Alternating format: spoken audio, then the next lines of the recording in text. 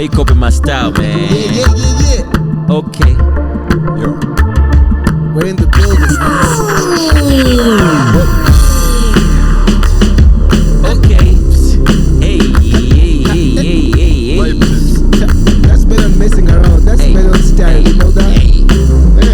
Yeah. Which track is it? Meanwhile, Some of the stuff he does in it. guess what? You know, I've overworked with this guy, and he has no idea he played some chords in this track. Are you serious? Yeah. I was asking which I track can is it? bet $1 million. Myko He has has no left idea. his DNA in so many places. Yeah. We don't know Musically. what he Yeah. has given which children he has given birth to.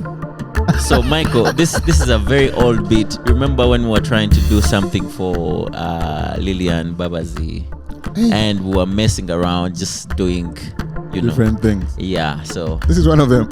yeah. Actually, you played that. Yeah. Bro. I had no idea. Anyway, ladies and gentlemen, we got a special guest in the building. Welcome to the Master Bus podcast. Thank you. Yeah. Myko, Ouma. He needs no introduction. No man. Yeah. If you don't know this guy, then We're so lucky to have you here today. if you don't know this guy, then, who do you know? Then your music taste is whack. Oh my God. Ben. Yeah. You know what I mean? Then you've not been to any concerts live In this city. in this city, Or in Africa. or you've not been to any music festival in Africa. You know what I mean? Or you've not been keeping track of what's the genre that you used to do back in the days with the Chinobes and World music yeah, or Afro. all the way from Soul Beat Africa. Let's go. Myko Ouma. Hello. Myko, nice to have you on this show. Very Good to be humble here. guy. I know we had to really squeeze into your schedule. Yeah. Your very busy schedule. I know where you're going with this. But But thank you for honestly, yeah. accepting to come and be on the show. By the way, let me say this right off the bat. Mm-hmm. Myko, and I could be wrong, but I'm sure Myko is the reason why people call me Steve Keys today. And I'll tell you why. He baptized you? No, but back then, I think it was 2012 or 13, when I came into the live music scene, and so like we would have conversations, and they would be like, "Hey, we were playing with Steve," and then guys would be like, "Which Steve? Steve Gene, Steve? Like the Steve who plays keys? You know what I mean?" Uh-huh. So they added the word keys for my identification from the differentiation from Steve Gene or anybody else. They'll be like Steve Keys. So they'll be like, so we played with Steve. Which Steve says Steve Keys? And then now the whole name caught up, and the rest is history. Now apparently that's Steve my name. Keys. Keys. It's interesting. So Myko, welcome. Thank you. Interesting to be here in this mode. I don't know what that means, but Is whenever that a good thing? it's a strange thing. It's like a bittersweet feeling. Like whenever we meet, we are backstage. Oh, yeah, I know. we're prepping for a concert. I'm not seeing a guitar. I'm not seeing a mixer. I'm gonna be doing. can we bring a plug-in. guitar? No. Myko strings. That can mean very different things. So we're not gonna go that way. But now I know your name is Myko Ouma, but now it's one name. It's not Yeah. like two names. It's like It's- even the way it's written, it's Myko Ouma. Yeah, branding. That's a brand. Yeah. Yeah.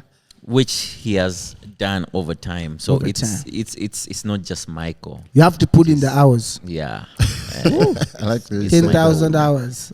Are you comfortable being famous? Am I And comfortable? don't try to say you're not famous. You are famous. Am I comfortable being famous? Very interesting question. It would take me to a life story, but I don't know if we're gonna get to that part at some Let's go. point. This is why we're here, bro. I know. So, just a moment. So, I grew up in church. I started playing instruments really, really, really, really early. Like the guitar was home, so as early as? honestly, I don't really know. Okay. Like from when I can recall, there was guitar at home, and we're From playing. when he started talking. Yeah. I won't say that on the record, but I'm not sure because I know, like, we grew up playing with it like a toy. One of the things that were home. Yeah, so it wasn't really a good thing necessarily because when you break a string, then there's repercussions. But like, it wasn't news. You see an instrument, and then in church, there's lots of instruments. You're playing with the drums, keys. You know these kids that they keep pushing away.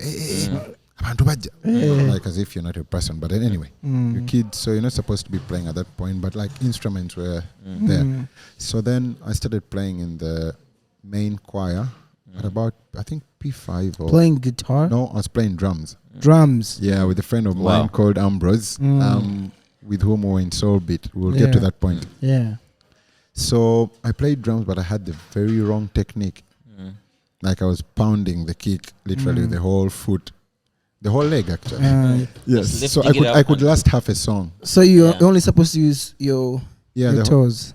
you're supposed to, like the pounding technique is very different. Okay. And if you learn it, you can play like a full gig. Yeah. But I was playing half a song because I was doing it the wrong way. I had no energy. So I moved on. It was a proper workout. Yeah. It was gym. Yeah. So then I went to other instruments. I went back to the guitar at the end. Like now this is about S6 is when I go back to the guitar. But in the middle, I was investigating different instruments. I'm going to come back to the question of am I comfortable? So basically from childhood, You've been exposed. I've been there at a point where you're like in the forefront, like at a certain point you're the highlight of a certain event or things like that. So growing up doing that already, by the time we came out to performing and being me and doing my thing on stage and wherever, like the whole part of, like it's just normal. Yeah. Yeah. But everybody gets stage fright. I've skipped to that part. Everybody gets stage fright. Even the late MJ. Like just before a show, you'd get stage fright. 2 songs in there, like, what the hell? So in other words, you're comfortable. I am comfortable. Story short. Is your dad a pastor? He is a pastor. And yeah. So that's how you ended up you had to be in church anyway. Yes and no. Because there's many pastors' children who are definitely not in the church. But I think they start. But Benon, I feel like there's a huge connection between music and church. Absolutely. Yeah. Why have you ever thought about like why? Is there so much music in the church? So many instruments?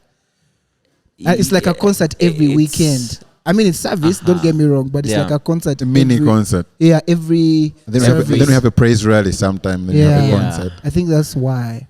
A lot of people have gained their experience and the exposure and the technique, to a lot of things from church, simply because those things are always there. Yeah. There's always singing. Yeah. There's always practice. That's true. Instruments are available. Yes. So I think parents. The music is challenging. Parents who want their kids to do certain things, not just music, need to expose the children to those things at a very early age. Okay. Yeah, very, very, very important. Good. So I don't know if I answered your question. Ish. I'm comfortable in the sense that it's not something that I grew up doing something different and then it's like news after. Okay. Like if you're 20 something and then you probably have a blown out hit and then you've got to learn how to be handle the center of attraction at an event. Yeah. Like you're used to attending, then people are attending to watch you. Yeah. That's a whole different thing. Oh, That's big. But like I've grown up in a situation where we'd come with the children, they're going for Sunday school, or maybe you sit it in the audience or something, and then they ask you, you know what, the bass guy didn't turn up today, but he did rehearsal yesterday. Yeah. Could you play something? Yeah. So you join the choir stealthily, and you're not used to being like up front, but then you have to do something. Then you learn how to sort of find your way around bass, and this happens in lots of churches. Yeah. Like you end up playing like 3 What or 4 churches have you instruments. played with? It's a long story. Like there's so many. Like to mention a few. Deliverance Church where I grew up. Watoto. I did something at All Saints sometime. Redeemed. Full Gospel. Where else? Calvary. Worship Harvest. Do you still practice?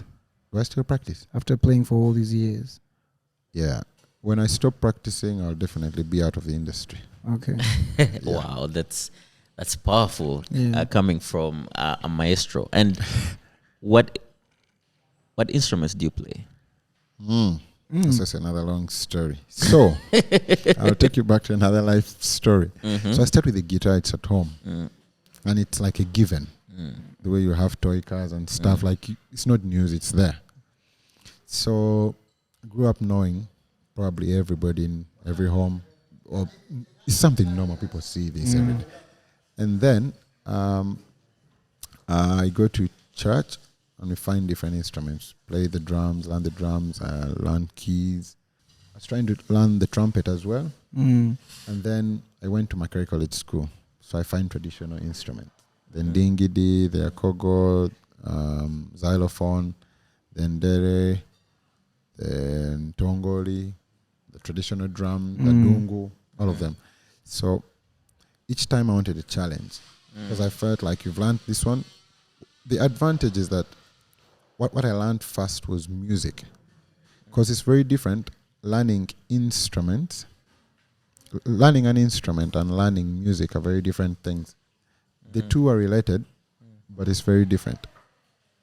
In the sense that if you know music, like if you know the music theory, you can translate it to any instrument, as long as you learn the dynamics of how to make sound out of that instrument. So that's what I did first. When we're in church, all I wanted to know was like the music ladder, the chord compositions, what triads are all about and stuff. And this is late primary.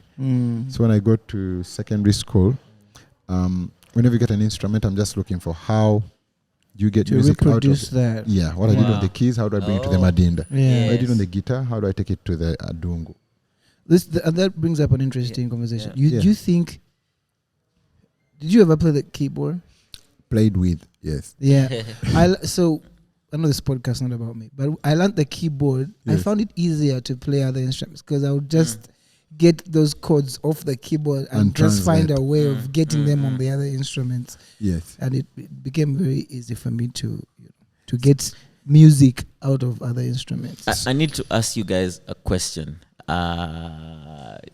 Both. Do you think? Because for me, my journey is different. But we'll get there at some other episode. Yeah.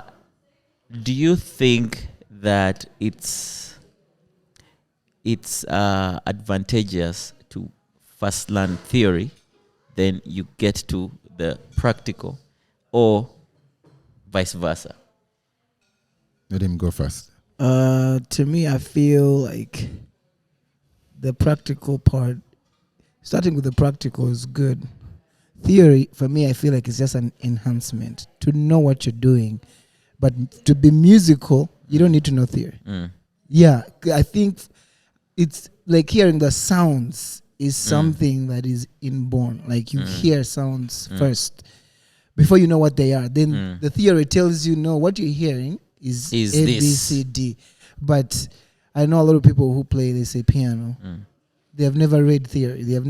But they know how to play. They're like, if I want to get a sound that sounds like this is what I need to do. Yeah, so it's important, but by me, I feel like theory is just to enhance, like it can make you go faster in your learning. And easily communicate. Yeah, and easily communicate or explain what you're doing. Yeah, but what you're trying to do. You don't need to know what you're doing. You could still make music, Okay. I know some producers, Benon, I know some producers who don't know what they're playing on the keyboard. Hold on. I feel attacked right now. But they have won awards. They have produced very big songs, but he will not know what chord he's playing. But he knows that this is what I want. This is the sound that I want. I think my take is depends on your mission and how long you want to spend, how much time you want to spend learning. No, between when you start and when you achieve your target. Why? It extends not just from music, even in sports.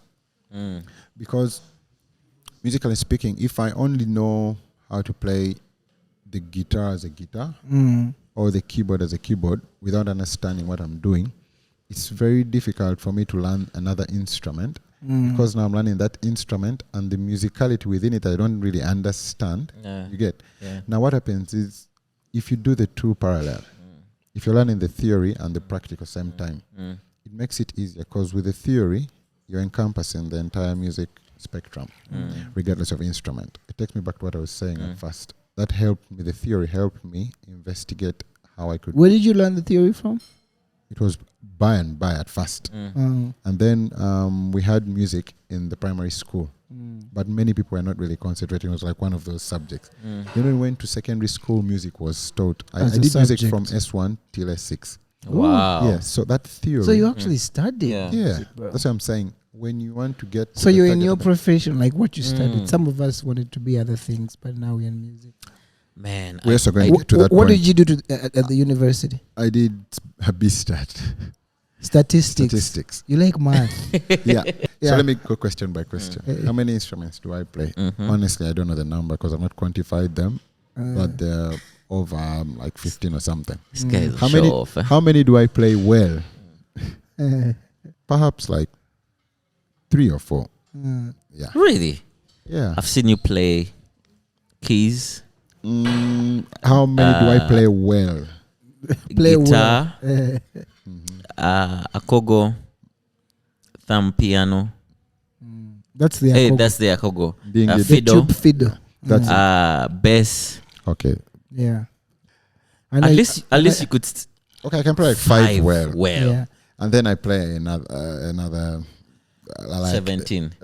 No.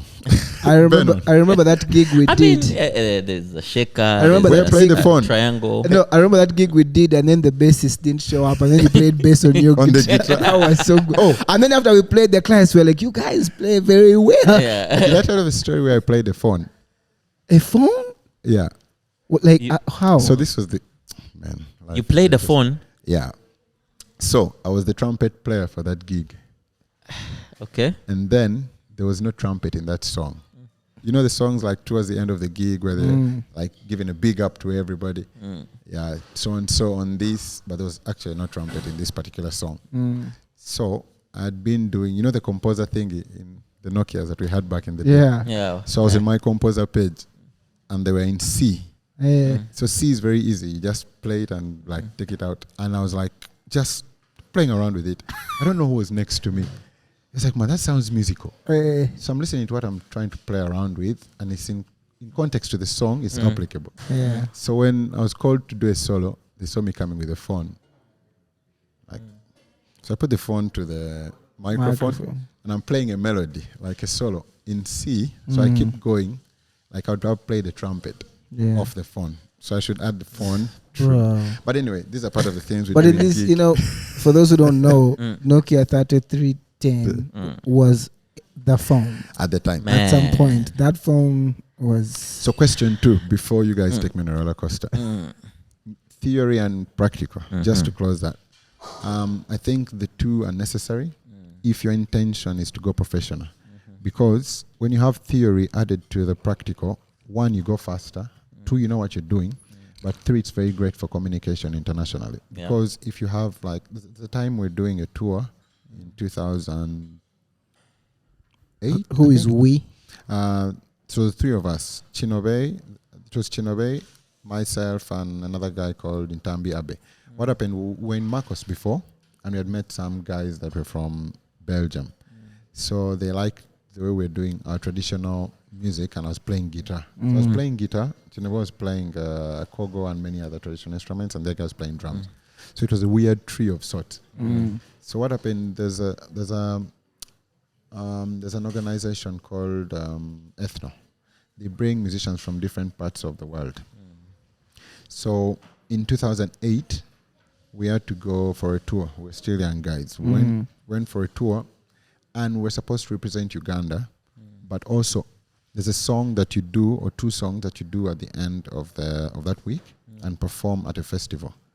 So now that at that festival, you've got to unite like different factors, because we had guys from China, Chile, and then you make like that kind of orchestra. So what happens is they score the music. So every country is supposed to score its music within. You meet on Monday, Yeah. and Friday we're done with the entire production. Yeah. And so every country has to be ready with its set and then that general set. So they're monitoring which instruments do you have and so on. So you have to write music. So at this point, all of us had done music from S1 at least till S4. So we'd understand the solfas stuff and stuff. So the Chinese will just bring theirs. You have to interpret it and they do your practice. Because if you have an akogo, maybe, what's it, pentatonic? Okay, I'll write something for you. You have to understand it. Yeah. Now they're expecting the Ugandan piece that has to incorporate violin, has to incorporate stuff. So we had a piece that's traditional, but we had to write music for them. So at this point, theory came into play. Yeah. However great would have been, if we had no theory, it wouldn't have worked out. So depending on your mission and how long you want to achieve it. I forgot the third question. No, I think that was it. No, there's something that we're going to, but I've Yeah, let but it also because we don't want, like, don't be. on tension. Yeah, no, not really. Like, we just wanna On Kenkos. because Chill. the people who are watching the show just wanna pick up a few things from About you. like about you, because some people only see you on stage, but Yeah. now we want them to get a picture of you, how you are off stage when you're chilling. Like for example, what do you do Chilling for fun? with my bosses. The days the few days that you don't have a gig. Like, what do you do? What do I do? I play soccer really badly, but I play soccer. That could mean anything in this day and age. I'm bad. Oh, no. Not that kind. Like, we've played soccer together. Yeah, so like I can find my way around the game. Yeah, but that for me mostly is for fitness sake and interaction and stuff and just chilling. You get your mind off Benon's call about what time the band is coming and the guys said, the cameras are rolling. I'm like, Benon, you know what? Yeah. So talk about other things. And you brought up something, sorry to cut you off, but that's so important to always to find time and switch off. And, you know, because, yes, please continue. My best spend time, I should say, is like being home by myself. Are you a loner? Talking to, but not necessarily, but I choose to have introspection at different points in life. When you don't go back to do introspection, like find out what's going on. Great. You will not know where you've been or where you're at, and then in perspective to where you want to go. So at every point, you just keep moving, and then that's it, and you're dead. There's this word that I've forgotten. Which one? That tries to explain that, like even me, I think even Benon, there are times when you want to be in a crowd of people. Yeah. There are times when you want to talk so much. Then there are times you need to you don't want to talk. You don't even want to be around people. Like there are times I go to my house, I don't even want to hear music. Like I just want it to be, like if I leave work and I've been mixing like 100 songs and I get home and I do not want to and you hear. don't even switch on the TV. No. You just I just want to go on the couch and I think just I took it a notch higher because I disconnected the radio in my car. But we'll get to that part. What? Yeah, I don't listen to music on the road. You just don't want, because you know you're going to be exposed to it. But there's a time when I needed to not mix but give an opinion to a song and then create the like a different production element. Yeah. And the radio was not working. And then I had to wear these big headphones. I don't know, it was you. it's me. I saw him driving and he's like, bro, I had big headphones and I needed them to be on? like in great sound, like good stereo sound, because I could get the elements of how this was panned and stuff. And I disconnected the radio because my safe spaces are two, in the car when I'm driving and at home. Like I don't want to listen to anything else until it's time for me to listen to something in a creative mode. So it's rare situations when I'm just going to turn on the radio. I'm like, it's a nice song or stuff like that. Then go to the club maybe once in a month or something. And if I'm not going to work, because technically I work out. The guys are saying, let's go out and chill. That's where we work. Yeah. So when you say we go out and chill, Me, I'm going to work. Out to work. Yeah. When I'm done with work, I want to go home And chill. rest. Myko, I want to get your perspective. I don't want to say that we have two worlds when it comes to music, but unfortunately it is.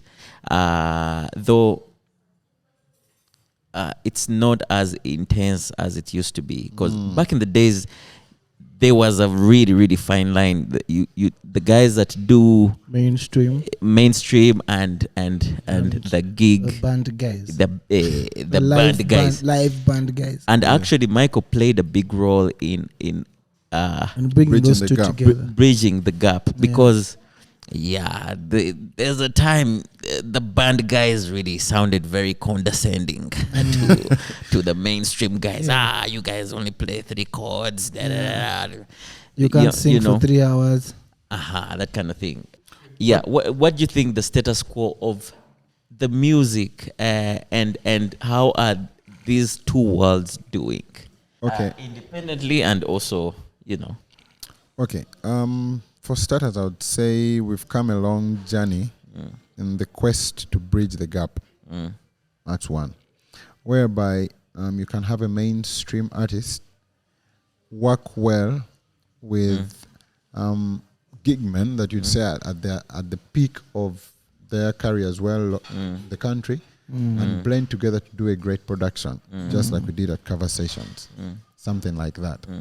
And then together it's a unit, and you don't feel like there's a gap. That's one.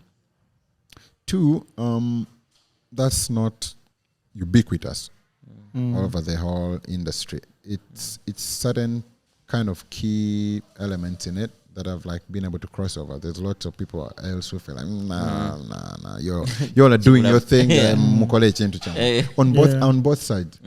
But the good thing is, you see, they say the fish rots from the head. But as well, if the fish is fine at the top, then all else can like work out itself. So if we start from there, then it should be okay. We're on a journey, and it's much better than it was. Independently, I feel like we still need a lot of more creative input in the mainstream, and a lot more intentional production and creation. Other than just doing what everybody else is doing, what's the new genre, just jump on it. What's trending.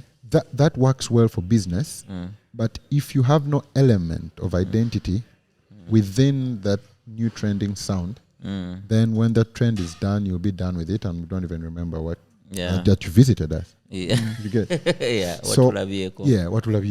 We need, if you have some kind of element like the you in it. I can have a you in Amapiano. I have you in salsa. There's something about you. Either you have a unique voice or unique writing skills or unique way in which you structure your songs. They're weird. They start with the chorus, go straight to a bridge, then you do the verse after. Like there's something about you. There's something very sensitive that I want to touch on right now. Like now that you have been in both worlds, we've seen gig men. For lack of better words, who have come and then they have gone. It's like there was a time they were the guys. They played at every single concert. Like if those guys didn't play for you, who would play for you? Like who's gonna play for you? Like they're the guys in the city. And speaking from the live band side, like there's been a lot of improvement. We have so many kids who can play instruments today. But also some of the older guys who are there kind of feel like they've been sidelined. They feel like, I don't know, like they feel like, because the new kids are now taking over. They're playing with in-ears, with backing tracks. The older guys, that wasn't their stuff. Like for you, what did you do to remain relevant? Because that's longevity is a very big issue for musicians. You don't want to play just 5 years and then disappear. And then frustration kicks in. And then you start getting mad at other people. Longevity. What's your ideology on that? I think if you look at the music industry without understanding that it's a business, then you're going to make a mistake. But do you think you can say it again? Exactly. Please do. Say it again. That's very important. Let me edit it. If you look at the music industry without having the perspective that it's a music business, then you're making a big mistake. Because that's how you're making your living. It's a job. It's not just having fun. Yeah. Preach. Let's go. Yeah. So, back to your question. Longevity and relevance. I'll give an example of mobile phones. Not mobile phones, the phones. Like from the time of Bell, was he? The guys that invented. Like if the guys that were making those ring telephone thingies, not even ring, because that was much later. It was that thing that would hold The phones. If that was your niche and you were the greatest inventor of that, but you didn't upgrade to the ringing part, then upgrade to the buttons up until now, where it's a smartphone. The Nokia story. Yeah. At some point, Nokia was hit really hard. And they were great for the composer that I used on stage, but thereafter we're looking for something else until they had to like readjust, and they have some touch screens and stuff and edit software 310 and whatever. But anyway, so to cut the story short, you have to understand the times and seasons. Yeah. You've got to be relevant to now. But what do you do to remain relevant? I'm coming to that point. Okay. So maintaining who you actually are, is keeping the what we would call the chinyusi. Chidi. I don't know how you're going to explain that. The gist. The gist of what it is. But surrounding yourself, that's the housing. You understand? So you have to understand that right now, this is the tech that works. This is the kind of music that works. That's the business angle. Because if you have no numbers, if you have no funds, you're only as big as your fans. You know that? Yeah. So you could be the greatest musician in the world, but if only you knows your music, you only have one fan. Yeah. So you're as big as that one fan who's you. Oh man. So if you understand what the industry wants right now, they're going tech, people are going semi-live, people are going online and stuff, but you say no, kati wamanyi, kati mbulamu wafe, people kubanga wetu, that's great. So you're going to stay there. If you're going to stay there, that's okay. You're going to have your 10 fans. So know you're as big as your 10 fans right now. Because the other 20,000 migrated to the new life. Yeah. So they're going to find someone that can entertain them in that life. So what do I do? And it's more efficient. What do I do? You have to understand that the new events, the new way of production is working this way. So every time I'm researching to find out what's going on. Where is the world? Because we're not in the day and age where you do a gig in Kapeka and someone in Luero doesn't know what's going on. Yeah. You do a gig in Zimbabwe and it's streaming live in Singapore. It's a global village. So you've got to be at par with the technology that's worldwide. You've got You need to be to educate at par, yourself. Yeah, with the sound. You've got to be at par with the visuals. You've got to be at par with the graphics. You've got to be at par with the production in general. So if you're not at par with what's going on, you're left behind. So that's what I do. I keep updating myself daily. Yeah. Very, very, very, very important. That's important. And thank you for that. I know we're running out of time, but there's so many things. But we've just begun. Yeah. Yeah. We're going to do 2 episodes. I would like to know, do you think that you have, and this is something that we struggle with, we as creatives, there's a way we struggle with balance in life. The personal life. Do you have a girlfriend? Are you married? Do you have kids? And do you feel like that part of life that we think, me personally, that I think provides stability in your life? Do you think that it's taken care of? Is it adding or taking away? I think everybody's journey is different. There's people that thrive well in plural. There's people that thrive well in singular. Bro, can you speak English, please? These are English words. I think I know what it means. Yeah, but I mean, okay, you're a Bible scholar. There was the Moses direction, who had a family. Then there was Paul, and they're all successful. Okay, single and married or seeing someone. Okay, go on. Yeah, so people have choices, and they can choose to do it. What's your choice? Way. What's my choice? I think that's a question of a private event. A private event. Yeah, right now we're at a public arena, so I'll abstain. What's your drive to do what you do. Because for some people, I'll tell you what I mean. Yeah. For some people, when they say, if I look at my child, it gives me guts to wake up like, every. I have to go I have to go and face the world for these people. Like, it can be their wife, can be the child, it can be their mother. Yeah. It can be maybe even their own past. Like for me, my drive is every time I think about where I came from. I'm like, I can't sleep. I need to go work. It's my past. So I keep saying this many times, and I'll say it again. Yeah. There's a scripture. Let's go. Yeah. That talks about 5 talents. Like the guy that got the most got 5. Then there's another guy that was given 2, and there's a guy that was given 1. The guy that was given 1 buried it and brought it back. He didn't steal it or destroy it. The guy of 2 traded them and brought 5. No, brought 4. 5? Is it 5? 2 by 2. He traded the 2 and and brought another 2. Brought 10. So the guy of 5 brought 10. So when the master came back, he appreciated the guy of 2, the guy of 5. But what guys overlook is that the guy of 1 who saved it and brought it back as it was not only rebuked or admonished, he was punished. You get? Eternally. So every time I digested that parable, I realized there's a talent that God gave me. And whether I want it or not, I didn't choose. I was born that way.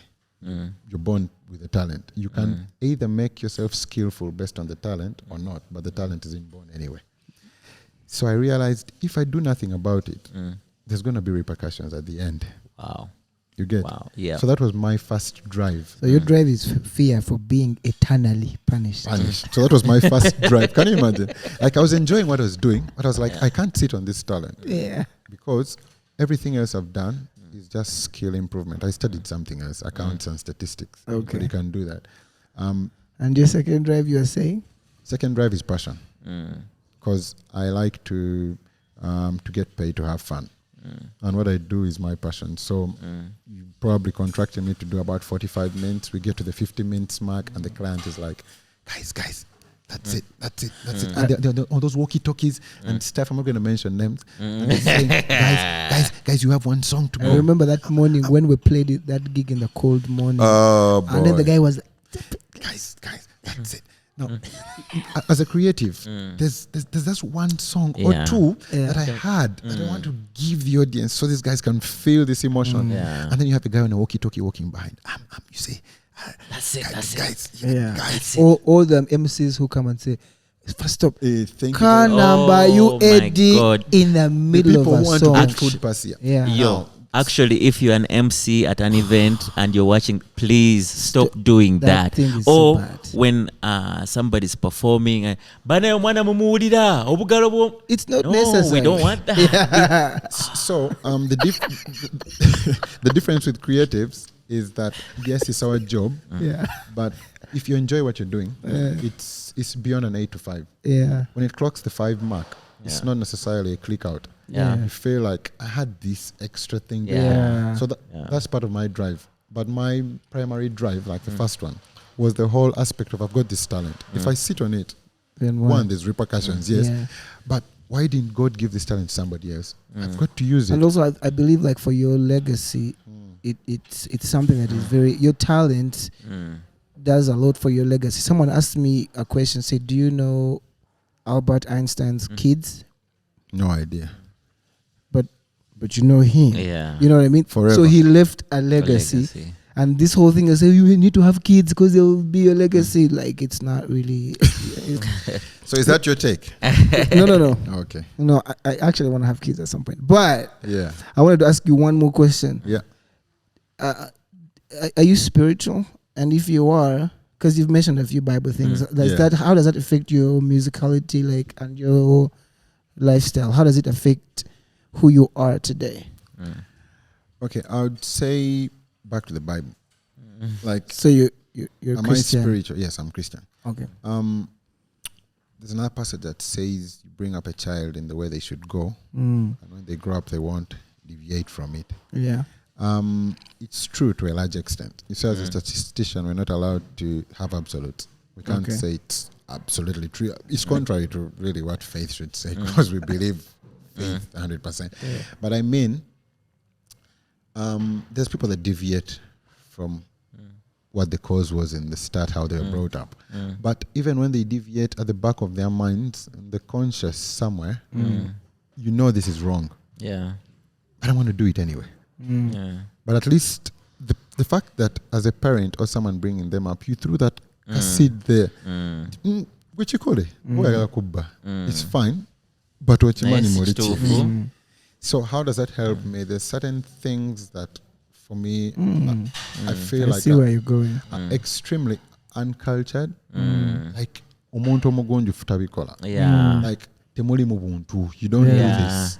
Somebody doesn't do this. And then you find people that probably didn't have the same upbringing and the same culture, and they're like, but it's okay, so mubba. And then we can.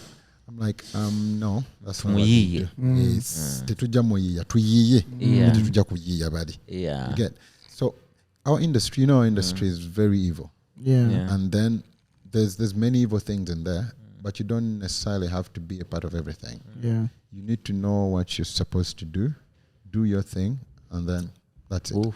So the fact that there's that culturing and upbringing, Benon, that's powerful. Very. Some people think very when you become a musician, you have to take drugs, for example. Guys who take drugs, that's really your choice. I'm not really saying, but they think that, in fact, there was a guy, a friend of mine called Sharma. He used to have dreadlocks. So at some point, he cut off his dreadlocks. Then someone met him and said, "Hey, you're no longer a musician." As if they are saying, when you're a musician, you have to have dreadlocks, you have to smoke drugs, or where you're like, it's just like you said, and that's really powerful. Just do what you're supposed to do. Stay true to your beliefs. Actually, let me put it this way: we're all bricks in the whole house of music. Just do your part. If all these bricks came together in the right place, we're going to have a great house. But if you think you also have to be a cornerstone, or a certain brick just didn't fit the space, so it was cut off a bit. So you think your brick has to be cut off. You're also supposed to stay same length, so that when it's placed there, it makes the wall perfect. So just bring your element to the table, do your thing, and that's it. Don't try to be like another. And I think this advice has to be for people like in life generally, not just as musicians.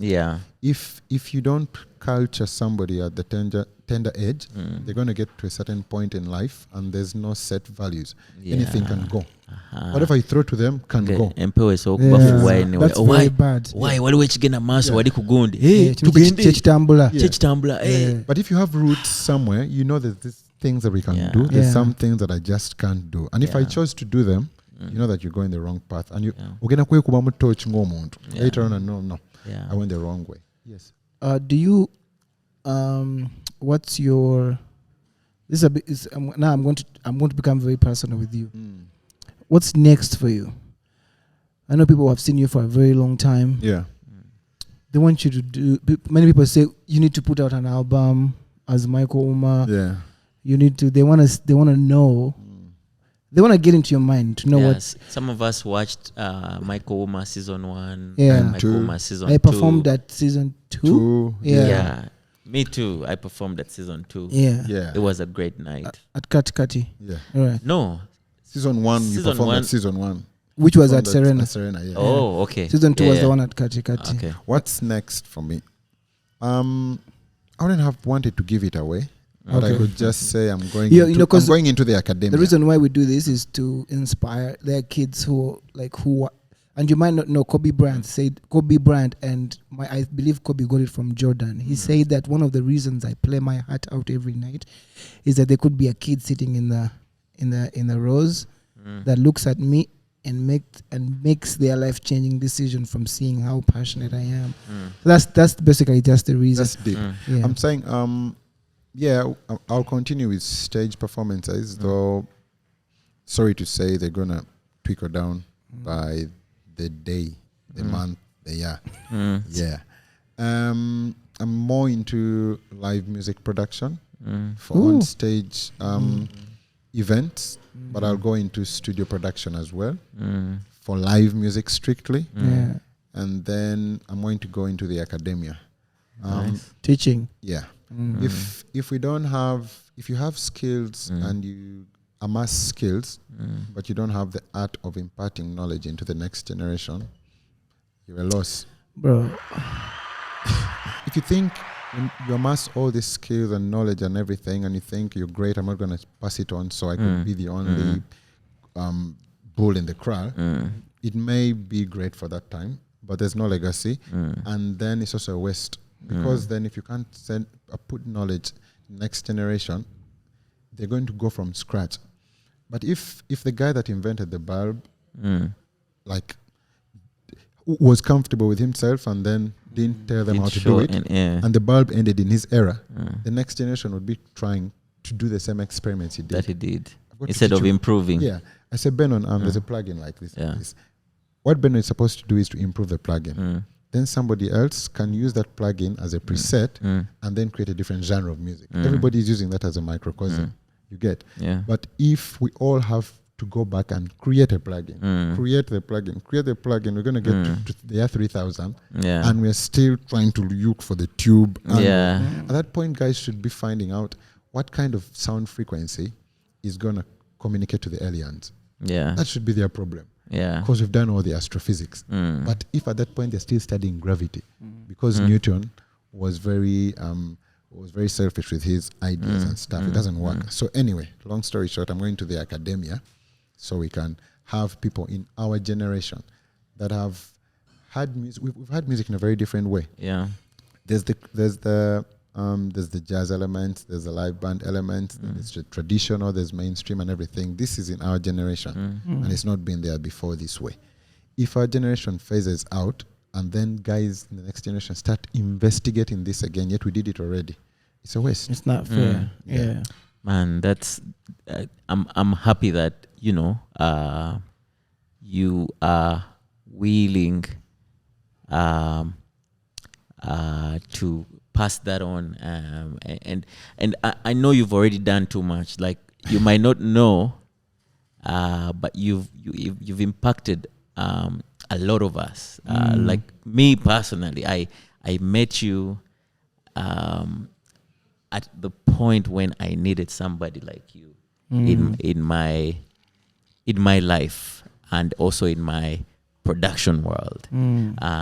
Plus also, me as an artist, I was kind of like lost, crossroads of sorts. Yeah, I'm like, but I felt like the music I was doing was not fulfilling anymore. I was not comfortable with it anymore, and I wanted to do, try out things, and but I needed like somebody to tell me that that's cool. And I met this guy, they had just come off to US tour. He's very and man, he was very fundamental to the production of my very first album, the solo album I put out, New Day. And for that album, I wanted to experiment with a lot of things. I wanted to do music that I felt represented me, and also incorporate a lot of things, traditional instruments, work with very different people. I think I said this to Benon in the first episode. Benon, in my world, is one of the most, I think behind Timbaland, is one of the most experimental. These guys tried out, like every time I listen to the music they did in those 2000s, I'm like, even when you listen to those songs about Mr. DJ, like they were really trying out. They did the things they did with GNL, like things very experimental. Very experimental. Like, yeah. So this man added a big tafali to that. My first time to work with him was Where You Are. I know we have some issues. He was not happy with how some guitars were mixed, But I mean, yeah, I know. Actually, that was my first time to record live guitars. You're forgiven in my studio. I need to say this on the You radio. had kept this the whole You're forgiven. time. Today. Benno, no, I forgave him back in the day, but I didn't mention it on the record because the next call I gave him after I listened to that song, I was like, don't talk to me again. Boss.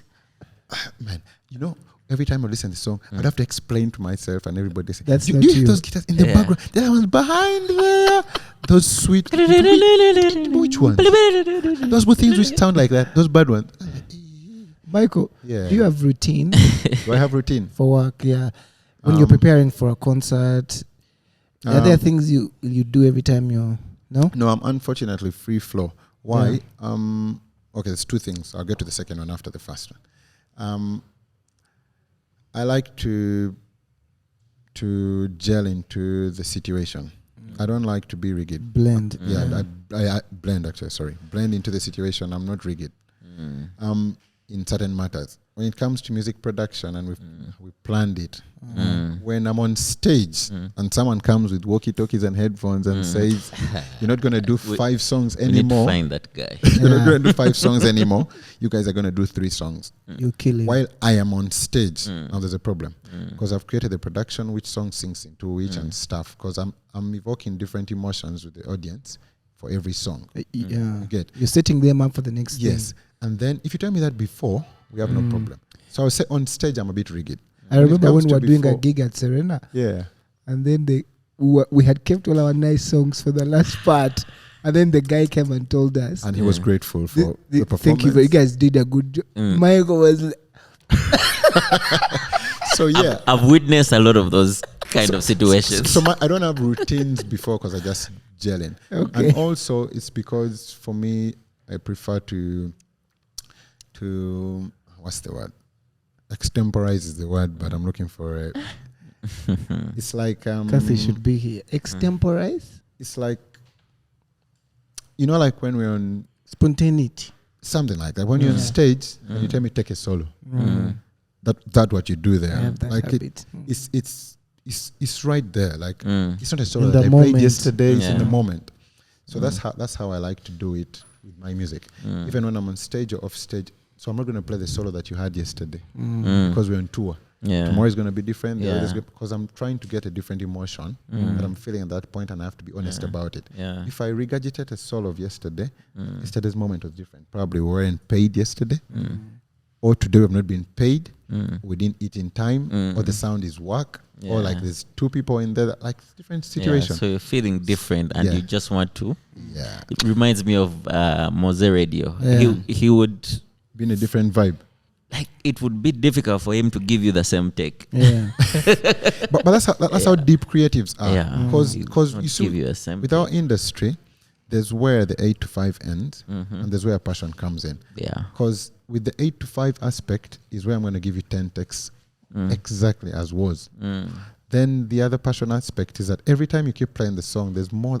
It brings out more. I would have that problem in studio because everybody that asks me for a different take, this take is better, this one is worse, but none is the same. So a guy is cutting up, and I listen to the solo, and I'm supposed to play it at a concert. But the third take was from like bar number 5. I don't remember playing that after bar number 4. Yeah. And it gives me a bit of problem. There was something just before you, there's something that Ben was talking about when I met him at Crossroads. People keep asking me when I'm going to do another album. And for me, my life's journey in my music journey, let me say, has not necessarily been about timelines. It's been about what I feel at the time. It's been about if I'm ready to give off something that is a reflection of what I'm feeling and my At music that creation. moment, If I do like 5 albums in a year, or I do 1 album in 8 years, I personally have no pressure because I owe it to nobody. But at that point, I need to feel like I'm genuine about what I'm creating. So when I feel like genuinely there's something to give off, and like it's who I am at the time. You have a story to tell. Yeah, because an album is a story. Yeah. There has to be some chronological order of what you're doing. I could give you a single. In other words, don't talk if you have nothing to say. Yeah. Yeah, I like the way you've put it. It's a bit harsh, but we can go with that. Yeah, so yeah, there's lots of music pieces that I created between when I last released and now. And there's times I would reach studio, like when I was asking me before about some piece. Yeah. I did it and I liked it at the time, but I felt like I'm not getting the sounds right. The calabash, there's a calabash that plays la raja and actually vibe. You are Samia, right? I'm Samia. My dad is Samia. My mom is Acholi. Okay. So I'm hybrid. Like there was a vibe of that calabash that was not coming out. It was not merging well with the bola drums. And not merging well with how the guitar was coming in. And every time I went to studio, there was something different. And that's a problem we have as creatives. There's guys that I know that have done one album for 10 years. Yeah. There's a time when you think about the business and get it out. Yeah. But fortunately, or unfortunately, I don't know how to see it. I don't owe anybody any album at this point. Even Benon has some old songs of his that I like. I've asked him to give them to me. I mix them. He refused. He's like, it's because I'm not. No, he's like, I'm not that person anymore. Yeah, they don't reflect. It's true. Yeah. I wish I released that music at that then. Yeah. But right now, if I put it out, that's not me. People think, okay, that's me and that's where I am. Yeah. It's a lie. It's an unfortunate thing, but that's how it is sometimes. You were going to ask me something, sorry. No, I was saying you give us one word for the closure, just to close out. Apart from saying big up on yourselves, and thanks for your thanks to you guys for having me here. No problem, it's pleasure. Pleasure is ours. I meet you guys in very different situations. You usually on stage, you usually backstage, and then sometimes on stage. And just to make things clear, I'm never that guy with walkie-talkie. And there's some guy who comes backstage with the walkie-talkie. He's a close friend of mine. I'll keep it so dear to me. But who's that? Who's that? Guy. Need to cane. And at different shows, but anyway. Aside from that, I'm really grateful we had this. I feel like it was really, really, really short. It's the longest. We're almost going an hour. Oh, yeah, this is the longest we've done. Yeah, really. Yeah. Okay, yeah, that's it. Wait. I was about to forget something. To the Always listeners, say, guys listening, watching, whatever you put your hands to, do it well. Do it like it's your final day. Do it like you're not gonna live another second. Yeah, because you don't know. I can't say anything after that. Bye.